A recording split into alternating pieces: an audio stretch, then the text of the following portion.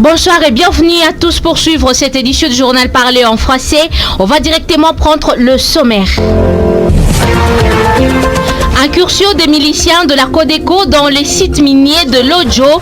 Dans la soirée du jeudi à ce vendredi matin, 9 personnes ont perdu leur vie. Maendeleo FM. Les ADF restent visibles à Mambaou. Nous sommes en territoire de Mambasa. La société civile hausse le ton. Vous suivrez Anicette Katavali dans cette édition du journal. Maendeleo FM. Saï Djokwanga, élu président du bureau définitif de l'Assemblée provinciale de l'Ituri.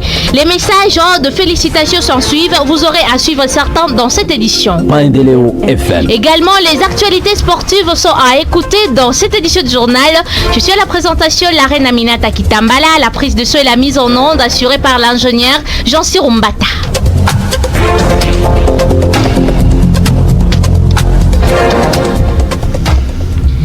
Merci de nous rester fidèles sur la radio communautaire Maendeleo. Nous sommes sur 93.5 MHz. Nous sommes également sur YouTube Maendeleo Bunia TV. Nous sommes également en ligne sur notre site internet www.maendeleobunia.net. Le chef du secteur de Walendu Djati a été victime d'une embuscade tendue par les miliciens de l'autodéfense Zahir le mercredi 19 juin 2024. C'est la société civile de ce secteur qui livre l'information à la radio communautaire Maendeleo. Germain Mapassa, coordonnateur de cette structure citoyenne, appelle les miliciens à cesser avec ce genre de comportement. Il est dans ce propos que je vous propose d'écouter. Quand on a quitté Pimost le mardi, le matin, arrivé à Gina, on a bien évolué jusqu'à arriver à terminer la colline de Saba. C'est le plan tout proche de la position militaire qui est là. Je tout cas croisé à Vivalir et un motard na baba tatu na yetatu katikati likia mtu mwana arme. Tellement que on n'avait pas compris. À notre arrivée et à se croiser avec eux, ils se sont aussi arrêtés subitement. Ils ont vu seulement notre voiture. Alors nous on ne comprenait pas. Heureusement qu'on était aussi à Vivalir. On a continué route et tout, mais tout cas si même on masorabi ko pale ko njia kuingia ko risasi. On a posé la question est-ce que mnaona watu ni wanapita hapa ici kwa tunakutana nao wanasema. Alors on n'a pas compris, wanaanza regretter, wanaanza ona nyuma yetu. Alors on a l'impression que watu ile ils mal stationné ou bien il y avait un signe donné de quelque part il va qui va dire attaquer nasie mais Dieu merci tunaenda kutana nabo na wakati babaroji positionné ou bien kuingia kupori. C'est la raison pour laquelle les militaires qui étaient là ils ont affirmé que oui hapa batu banapita balikia na moto moi alikia na arme. On les a posé la question ni mna identifier batu banapita hapa sawa nani.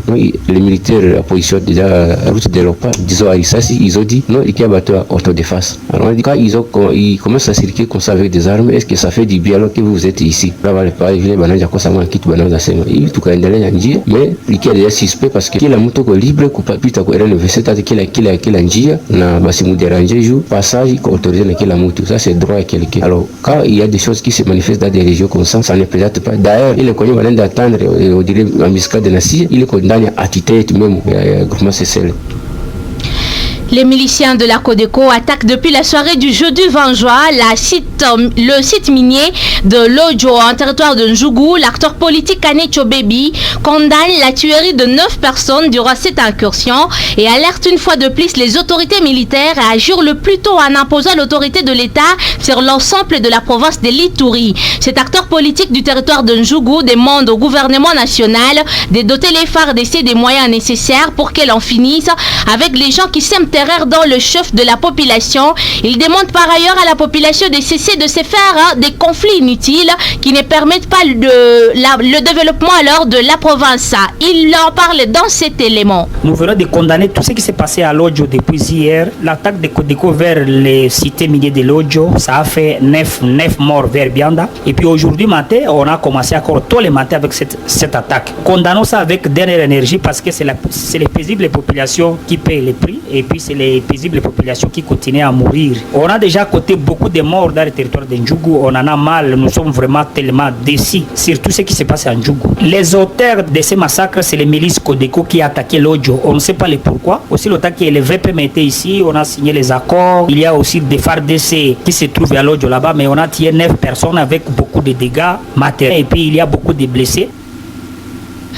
La Convention pour le respect des droits de l'homme CRDH Antenne d'Irumu appelle à l'ouverture de procédures judiciaires des présumés auteurs du meurtre arrêtés par les services de sécurité. En effet, il s'agit des hommes qui auraient tué 2 civils et blessé 4 autres au village Bamandé à Katulamon, puis incendié 3 maisons et 2 motos le mardi 18 juin dernier.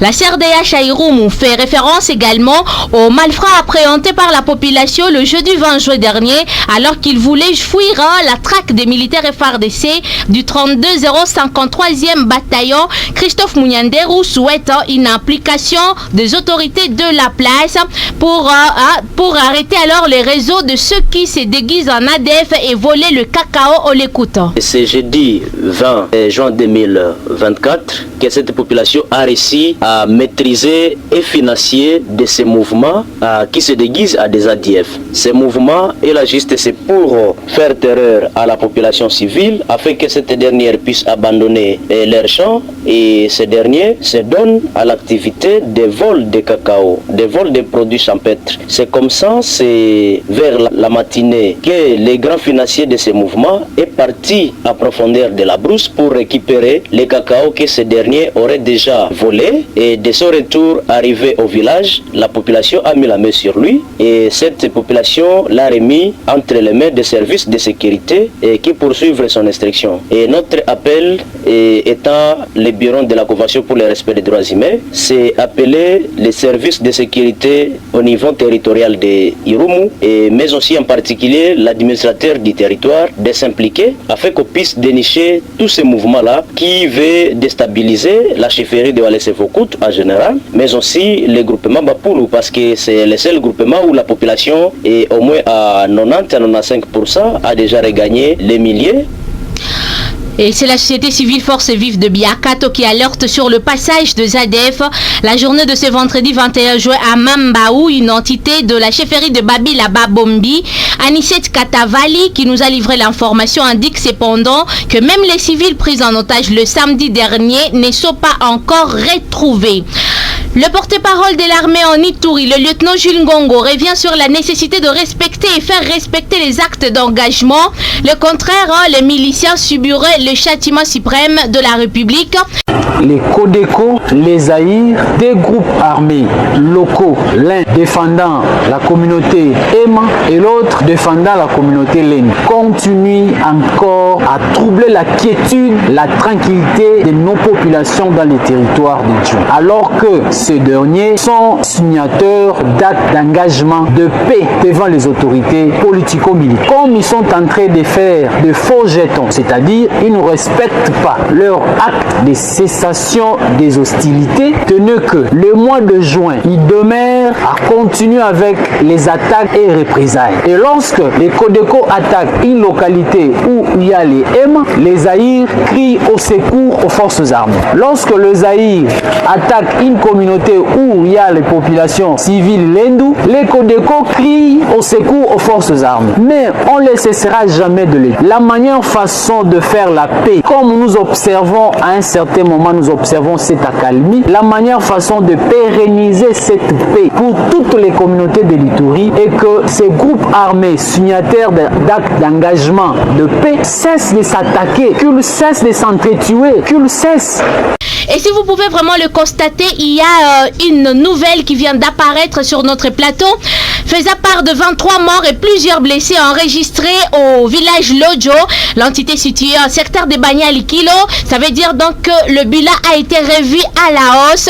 Nous sommes dans les groupements de Mabilendei dans le territoire de Njougou en Ituri. Cette information est livrée par Vital Tungulo, président de la communauté Nyali, ce vendredi 21 juin 2024 à votre radio, où il appelle les autorités à renforcer l'effectif militaire dans la région. On signale également le déplacement massif de la population. Je vous propose de l'écouter dans cet élément. Le premier groupe en provenance de Damas a attaqué tôt ce matin l'Odjo Doubele et l'Odjo Gangala, où ils ont incendié les camps de FRDC. Le deuxième groupe en provenance d'Andissa, ils ont attaqué encore une fois Bianda. Et le troisième groupe en provenance de Andissa toujours, qui ont emprunté le long de la rivière Ituri, ont attaqué Galai et Ariwara. Et au moment où nous vous parlons, messieurs les journalistes, le bilan provisoire se présente comme suit. Nous avons avons 23 morts, dont 6 FRDC, 4 femmes et 3 enfants. Et ce bilan est provisoire, comme nous avons dit. Plusieurs blessés sont en train d'être amenés vers Mongwalu. Plusieurs personnes emportées dont le nombre n'est pas connu.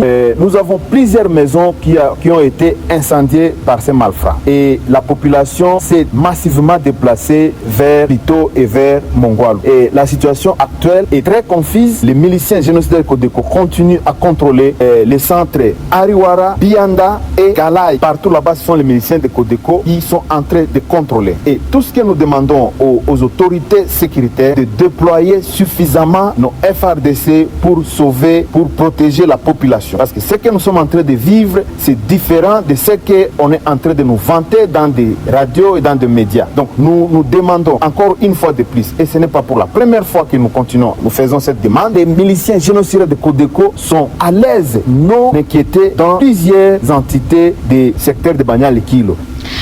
Et on va donc parler du côté de l'acteur politique Luc Malembe qui dit s'est dit donc satisfait de voir la descente de militaires FARDC dans la région. Il ne veut même pas sentir la présence de la milice Zaïre. Il est dans cet élément. Alors, je viens d'apprendre que l'armée vient de se déployer sur place. Ce que moi j'ai à demander, c'est que l'armée reste à Lodjo et s'installe. Il ne faut plus qu'il y ait ces histoires d'autodéfense qui ne font que aggraver la situation de la population. Parce que quand Codeco vient, c'est pour chercher les Aïe. Alors, maintenant, c'est la population civile qui paye les prix. Donc, on ne veut plus entendre parler de la présence des histoires d'autodéfense ou de qui que ce soit comme milice à Lodjo. Il faut que l'armée s'y installe. La seule force capable de sécuriser la population de Djougou, c'est là. Ce n'est pas l'autodéfense. L'autodéfense, c'est quoi? Il n'y a jamais eu autodéfense à Djougou. C'est un groupe de miliciens qui sont tous à la recherche de l'or et qui se combattent avec Codeco et la population paye les prix. Donc, il faut que la population de Djougou le comprenne. Il n'y a pas d'autodéfense ici. Et il n'y a pas une force qui peut sécuriser la population que les FARDC. Et pour le député Brarouhania, c'est un événement très malheureux qui vient de passer en Djougou. Pourtant, des actes de personnes alors signataires d'actes d'engagement. Codeco est parti loin de la vérité. Il demande à l'État congolais de s'imposer sur terrain. On l'écoute également. C'est un événement très malheureux parce que ce n'est pas seulement aujourd'hui. Il y a de cela presque toute la semaine ici, depuis le début de la semaine. Nous étions alertés par rapport aux exactions de ces miliciens Codeco, même au niveau de la chefferie de Bayama Nord, au niveau du groupement Oucha, là où ces miliciens sont en train de dévoler les maisons et de fricher les produits champêtres de la paisible population qui s'est hébergée dans des sites de déplacés. C'est ce qui nous a vraiment tellement indignés et nous sommes perturbés par ces informations. Nous avons eu même à alerter les services de sécurité avec qui nous travaillons pour que cessent ces exactions une fois pour toutes. Et malheureusement, à cela s'ajoute l'événement malheureux et la chefferie de Banyali-Kilo vers le côté de Lodjo. Hier, il y a eu incursion, il y a eu des pertes en vies humaines, il y a des biens matériels qui sont emportés. Fort malheureusement, encore aujourd'hui matin vers 6h, nous sommes alertés par la population qui est nos électeurs, qui nous ont alertés ce matin, nous signalant une autre incursion de ces miliciens Codeco. Le bilan serait lourd. Nous sommes en train de mener des investigations pour savoir avec exactitude le nombre de personnes tuées et le nombre de personnes blessées ainsi que les dégâts matériels. Nous n'avons pas un autre message à part la paix. L'État doit s'imposer parce que tout ce qui se fait ici, c'est fait au vu et au su de l'État congolais. Donc l'État doit faire son rôle régalien, celui de protéger la population et c'est bien. L'État vraiment doit s'imposer en fait que l'état de droit puisse régner dans cette province. Une bombe éclate à Kanyabayonga la matinée de ce samedi 21 juin. D'après la société civile, la bombe est venue de la zone occupée par les éléments du M23 RDF et a coûté la vie à 3 civils. Jazz Mouindo, président de cette structure citoyenne, appelle les forces armées de la République démocratique du Congo aux offensives en tasse contre l'ennemi en l'écoutant. Un petit problème alors avec la technique. Dans le but de pallier tant soit peu et à la pauvreté, la mutuelle de santé Kana Moussaka en sigle est allée au chevet des personnes vivant avec handicap déplacées de guerre dans les sites de ville de Bunia. C'est le Wangu Sunziwa, président du conseil d'administration du rassemblement des personnes handicapées pour le développement intégral. Ceci va contribuer à l'autoprise en charge de cette catégorie de vulnérables, comme il nous en dit plus dans cet élément. C'est une geste à louer parce que comme vous le savez, les handicapés, ce sont des personnes qui sont rejetées dans la société d'abord. Et puis, ce sont des personnes qui méritent vraiment l'assistance. Et puis, peut-être aider ces gens pour un peu consolider leur initiative parce qu'ils savent comment travailler, ils savent comment faire quoi, mais les moyens, et pour les doter, ça ne tient pas. Alors, c'est une initiative à louer. On a aussi ce projet, c'est parce que nous avions surtout songé, parce que nous-mêmes, nous sommes des handicapés. Nous avions songé surtout sur ça, parce qu'il faut aider les handicapés comme nous. Il faut aussi songer à chaque catégorie. Dans tout ça, donc, on a songé sur ça, et puis c'est comme ça qu'on a initié le projet avec un autre partenaire, Msaka. La première des choses, ce que je peux dire à ces bénéficiaires, songer à nos partenaires ou bien à nos bailleurs qui a fait ces gestes-là, et prier Dieu pour ces partenaires-là, Msaka et Paix pour le Monde, parce que c'est Paix pour le Monde qui a financé ce projet-là, et puis travailler fort avec ces agents qu'on nous a donnés. Autre côté, c'est un sentiment de joie pour les bénéficiaires de ces dons qui pensaient être oubliés. Le président de personnes handicapées du camp des déplacés de Théré, M. Eli Chakato, appelle tous les bénéficiaires à bien utiliser ces ressources pour leur propre épanouissement. Il appelle le gouvernement à rétablir la paix sur l'ensemble de la province. Élection de Sami Jokwanga à la présidence de l'Assemblée provinciale de l'Ituri. Le docteur Vital Tungulo, président de la communauté Nyali, le félicite et veut le voir travailler pour la paix. Toutefois, il regrette que la levée progressive de l'état des sièges n'a jamais été effective, voire la levée totale pour permettre aux députés provinciaux de travailler pour la cause de la population. Au micro de la radio communautaire Maendeleo, ce vendredi 21 juin, il note qu'il est impossible d'être exigeant vis-à-vis des députés provinciaux. Il est ici au micro de votre radio. Qu'est-ce que nous, comme population, nous pouvons attendre de ça? Il nous est difficile de dire ce que nous attendons de cette assemblée parce que, comme vous le savez, nous-mêmes, nous ne savons pas dans quel truc que nous vivons. D'un côté, nous sommes sous l'état de siège, de l'autre côté, il y a l'Assemblée provinciale qui fonctionne. Moi, je crois que seul le président de la République et ses animateurs qu'il a envoyés ici en province de l'Ituri et aussi au Nord Kivu comme animateurs de l'état de siège peuvent nous dire concrètement nous nous retrouvons dans quelle situation constitutionnelle, puisqu'on ne peut pas être en même temps sous l'état de siège et en même temps avoir une assemblée provinciale qui fonctionne. Vraiment, nous sommes dans un truc, seuls les chefs de l'État et les personnes qu'il avait envoyées comme animateurs de l'état de siège qui peuvent nous dire concrètement, nous sommes dans un truc que lui-même et lui seul avec ses collaborateurs qui peuvent nous dire si nous sommes dans quoi. Puisque nous, on savait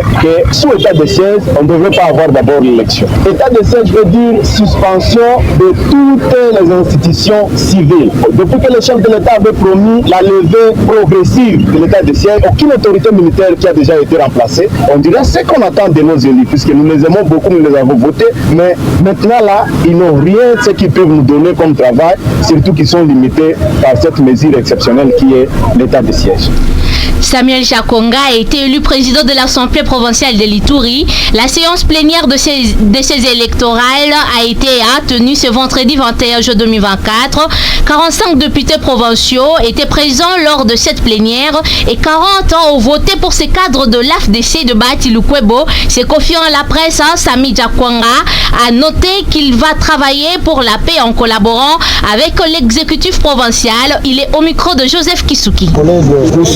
Apporter leur soutien à mon égard. Vous allez constater que le résultat était très bon. Nous avons été élus avec une majorité écrasante. Cela témoigne de la confiance de mes collègues avec ma personne. Et vous venez d'être élu, l'Assemblée provinciale toujours... En tout cas, nous pouvons vous dire que l'Assemblée provinciale actuelle, la 3e législature, n'a aucun problème avec l'exécutif. Nous assurons l'exécutif que nous serons toujours en collaboration avec lui. Nous allons travailler à la main parce que c'est la province de l'Ituri qui nous intéresse. Journée mondiale de la moto, c'est chaque 21 jours de l'année. Pour cette cause, votre radio a rencontré Aimé Massinda. Il est agent commercial de la maison Paluku Loloako Salva Palos qui livre la moto marque Audin en RDC. Celui-ci a indiqué que la moto Audin est spéciale car elle est efficace, durable et consomme moins le carburant. Il s'est confié à notre reporter Joseph Kisuki. C'est notre journée, nous les gens de la moto. Je veux voudrais encourager tous les habitants de la ville de Bunia et surtout les taximens de nous rejoindre. La moto, pourquoi utiliser, c'était ta question. Si aujourd'hui je peux vous encourager à utiliser la moto Aujin, c'est puisque c'est une moto révisée et une moto adaptée à la technologie actuelle. Et c'est une moto qui a le speed qui va vous permettre à réaliser vos rêves selon que vous voulez. Une autre chose de la moto Aujin, c'est une moto qui a tel, nous savons qu'une bonne moto doit durer au moins 16 ans. Et avec la moto Aujin, si vous l'utilisez, vous avez les 16 ans d'utilisation, ça pour autant vous déranger ou vous tourmenter d'une ou d'une autre chose de mauvaise. Donc c'est ça, ce sont là les motivations que moi je peux fournir pour que les taximens ou soit une personne autre, les sociétés, les ONG, qu'ils viennent, nous sommes là, c'est la moto Aujin, avec 16 ans, vous utilisez votre moto sans problème. Nous allons prendre une courte pause avant de parler du sport. La RCM, Radio Communautaire Maendeleo, la voix de l'Est, l'image de l'Est. En sport Coupe d'Europe, la poursuite de la deuxième journée dans le groupe E. Cet après-midi, la Slovaquie est tombée devant l'Ukraine par un score 2-2.